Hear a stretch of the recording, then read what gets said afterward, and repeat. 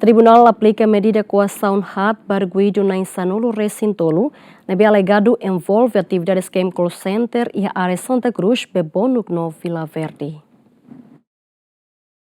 Tribunal Judicial Primeira Instância dele, sábado, Loraikne, Hatunda Espaço, onde aplica medida coação, proibição, ausência, apresentação periódica, no medida caução, Rihun Tolo Atos Lima, Bacada Arguido em Lima, nebe alegado envolve atividades Game Call Center e a área Santa Cruz no Bebonuk.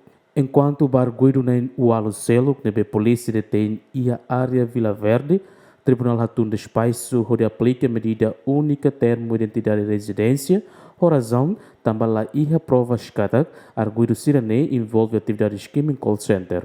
Barguido em Lima, nebe polícia detém e a Santa Cruz no Bebonuk, Ministério Público, o Tribunal aplica medida coação prisão preventiva. Barguido na Inualo, nebe polícia detém e a Vila Verde. Ministério Público solicita para o Tribunal aplica medida caução rehun hat bacada arguido, medida apresentação periódica, no proibição ausência. Enquanto Pátria Defesa nebe for assistência para arguido em Lima, o Tribunal aplica medida caução bacada arguido, também arguido Sirane, Balo Firmai Timor-Leste e Heloronualo Fulanzulho Tinané.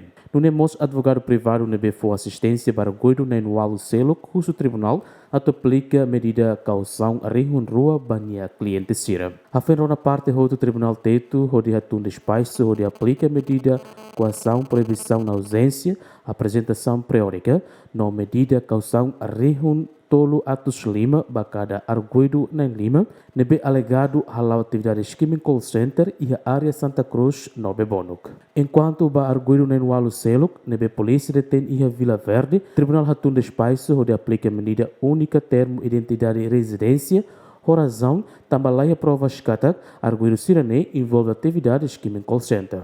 E o processo primeiro interrogatório, Ministério Público acusa arguido Sira ao crime associação criminosa, burla informática, jogo ilícito no branqueamento capital. Jacinto Fuca, Santina de Jesus, Gemen.